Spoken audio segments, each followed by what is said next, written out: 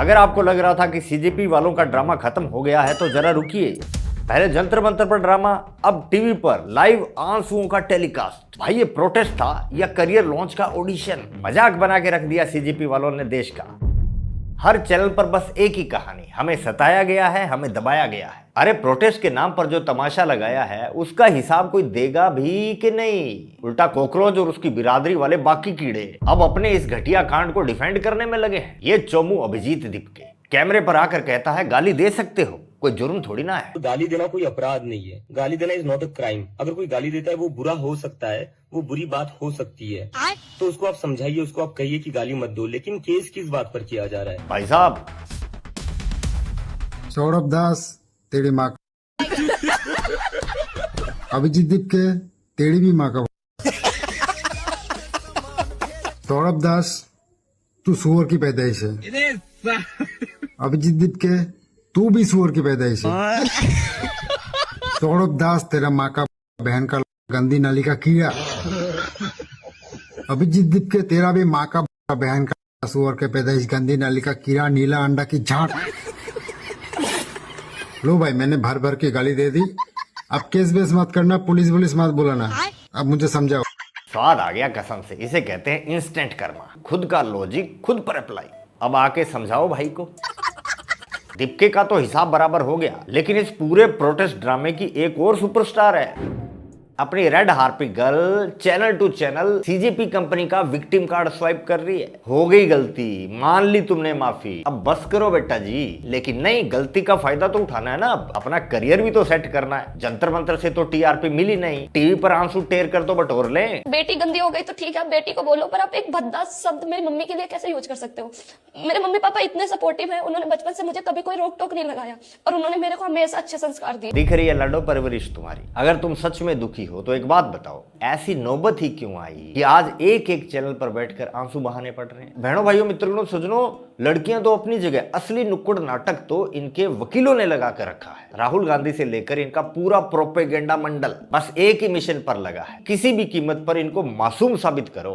अपने से 4-5 गुना कम उम्र की लड़कियों को पब्लिकली जान से मारने की धमकी देना, रेप थ्रेट्स देना, और इस सब प्रेशर में उससे कैमरे पे माफी मंगवा करके बहुत शूरवीर महसूस हो रहा होगा आप लोगों को। शर्म आनी। रुक जा रानी रुक जा, हमारा दिमाग ना थोड़ा लाइट वेट है, तेरे वाले के जितना मोटा नहीं है, थोड़ा स्लो है सिस्टम। अभी जितना तो बोली उतना तो प्रोसेस कर लेने दे। क्या बोली थी? अपने से 4-5 गुना कम उम्र की लड़कियों को। 4-5 गुना कम उम्र की लड़कियां, चलो एवरेज ले लेते हैं, 4 टाइम्स बड़े। अब इस लड़की रिचा की एज क्या लें? मैं भी मात्र 15 साल की हूँ। वो सौरभ दास तो बोल रहा था 25 की है तू। सबूत नोएडा पुलिस की एफआईआर से मिलता है। जब पुलिस ने शिकायत दर्ज की तो उसमें रुचिका सिंह की उम्र 25 साल दर्ज की गई थी। एज भी एवरेज ही ले लो बेकर भाई। ओके 20 साल मान लेते हैं, तो 20 का 4.5 गुना हुआ 90। मतलब मैडम ने मोदी जी को नहीं, इनको उलाहना दिया था। दीनानाथ जी, पंडित लोकनाथ जी, श्रीनिवासन जी ने मजबूर किया माफी मांगने के लिए। बहुत शूरवीर महसूस हो रहा होगा आप लोगों को। अंकल जी शुगर की गोली बाद में लेना, और शूरवीर महसूस हो रहा है कि नहीं वो भी बाद में बताना। पहले ये बताओ कब जारी कर दिया आप लोगों ने बेचारी बच्ची पर यह फतवा? लिंक विंक भेजो जी, हम भी तो देखे कौन कौन सी धाराएं लगा दी नन्ही गुड़िया पर आपने। शर्म आनी चाहिए आप सभी लोगों को। बात तो सही है अंकल जी मैडम की।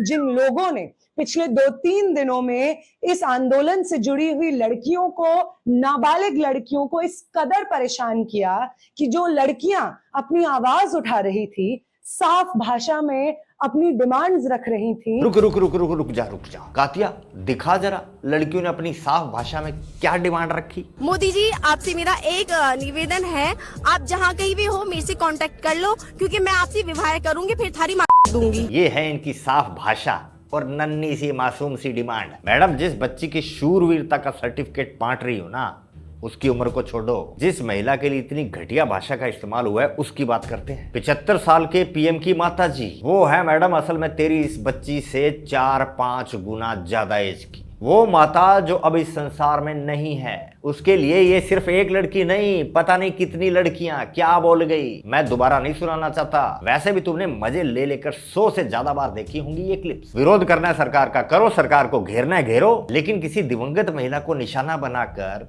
बोली गई गंदगी को मासूम आवाज बताने के लिए इतना नीचे कौन गिरता है? शूरवीरता शायद यही है। ये शब्द सरेआम सड़क पर घुटने टेक कर माफी मांगने लायक ही है कॉकरोच नहीं, पर तेरे जैसी आधी सेंचुरी पार कर गई औरत को ये कैसे फील होगा, जो शायद अपनी माँ दादी के सामने ऐसी ही साफ भाषा में ऐसी ऐसी फैंसी भरी डिमांड रखती हो।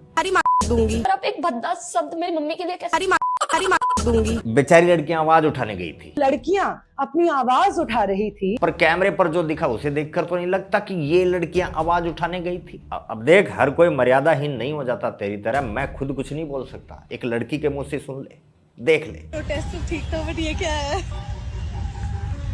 अलग ही लेवल का प्रोटेस्ट चल रहा है भाई। और डिमांड सुनो जरा इनकी। मैं आपसे विवाह करूंगी, फिर थारी दूंगी। क्या और क्यों छोड़, ये बता कैसे? ये मोदी जी का घी चेक करके आइए उनके घर जाके। ये कोई छोटी मोटी बात है क्या, प्रधानमंत्री का घी चेक करना? उन लड़कियों को आपने मजबूर किया कि वो पब्लिकली कैमरा पे आकर के आपके सामने रोएं। इनके लक्षण ही रोने वाले हैं। हमने कोई मजबूर नहीं किया इनको। अब तुम मोहल्ले में गंद फैलाओगे तो मोहल्ले वाले तुम्हें फूलों की माला पहनाएंगे। अपने ही शहर में अपनी ही सोसाइटी के ताने सुन सुनकर उसने खुद माफी मांगी है। तेरी नजर में क्या जंतर मंतर से घर वापसी के टाइम स्टेशन से लेके उसके घर तक रथ यात्रा निकाली जाती? काम तो लठ यात्रा वाले किए इन्होंने। तुम लोग कॉकरोच बन गए, इसका मतलब ये नहीं कि जनता भी तुम्हारे साथ वैसा ही सुलूक करे जैसा तुम डिजर्व करते हो। पब्लिक ने तो फिर भी इंसानियत दिखाई, वरना तुम्हारी इन हरकतों के बाद लोग तुम्हारे साथ क्या क्या कर सकते थे तुम्हें अंदाजा भी नहीं है। आखिरकार उसे किसी ने पकड़कर माफी नहीं मंगवाई, उसकी हरकतें ही उसे इस मोड़ पर ले आई जहां उसे खुद कैमरे के सामने आकर माफी मांगनी पड़ी। आपके सामने माफी मांगे, कभी माफ नहीं करेगा। यस, कभी माफ नहीं करेगा देश ऐसे कीटाणुओं को। और इसमें तो माफी मांगने का भी दम नहीं था। मैंने जो करा वो माफी के लायक नहीं था।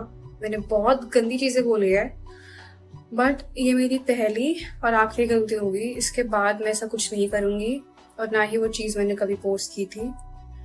मैं पूरे देश से माफी मांगती हूँ। मैं इतनी शर्मिंदा हूँ, मैं अपनी नजर भी नहीं उठा पा रही हूँ। मैं सबसे माफी मांग रही हूँ, मुझे प्लीज माफ कर दीजिए। अपनी छोटी बहन को भेज दिया। देखो, सेम नहीं है दोनों। ऐसा क्यों लग रहा है कि ये दोनों लड़कियां अलग अलग हैं? एक लड़की अडल्ट है और दूसरी लड़की टीनेजर है। अब सवाल यह है कि अगर पुलिस रिकॉर्ड में उम्र 25 साल है तो वीडियो में आकर खुद को 15 साल की नाबालिग बताने वाली ये लड़की कौन है? जितना जोश गालियां निकालने में दिखाया था ना, अगर उसका आधा भी माफी मांगने में लगा दिया होता तो शायद देश माफ भी कर देता। लेकिन जिसमें खुद सामने आकर माफी मांगने तक की हिम्मत नहीं, उसकी वकालत देखो। ये भेड़ कैसे नाक बहा बहा कर रही है। मैंने यहाँ पे कोक पी। कोक में ही कोकेन जैसा फील हो गया बेबी को। बात तो सही है। जिन्होंने सच में कोकेन पी थी उनका हाल कैसा रहा होगा? बैक टू द पॉइंट, लड़की खुद कह रही है कि उसे किसी ने फोर्स नहीं किया। मैं ये किसी के दबाव में आके या किसी का कमेंट पढ़ के या मुझे किसी ने बोला है इसलिए मैं आई हूँ, नहीं, मुझे खुद से एहसास फिर हुआ। भी नेहा जी को चैन कहाँ मिल रहा है? बोल रही है बेटा तू स्क्रिप्ट भूल गई, तुझे मजबूर किया गया है। आपने मजबूर किया, नहीं, मुझे खुद से एहसास हुआ है। आपने मजबूर किया। पहले पुलिस और आर्मी को अपना भाई बताते हो, कहते हो वो तो खुद सरकार से तंग है, हमारे साथ है। फिर उन्हीं जवानों की बेइज्जती करके उम्मीद करते हो कि सामने से कोई रिएक्शन नहीं आएगा। अरे ये कौन सा लॉजिक है? पहले दोस्त बनाओ फिर गाली दो, और जवाब मिलो तो ऐसे हड़बड़ा जाते हैं जैसे ये सीन तो स्क्रिप्ट में था ही नहीं। आखिर क्यों? डंडे खाने के बाद रोते हुए कहते हो क्या हुआ, गाली ही तो दी है, कोई गुनाह थोड़ी ना किया है। तो गाली देना कोई अपराध नहीं है। क्या हुआ राहुल बाबा? क्या कहा पुलिस ने जैन जी के कान में? पुलिस वाले थोड़ा मतलब मुझे घसीट के ले गए, बट कान में वो कान में कह रहे थे कि इस सरकार को हटाइए।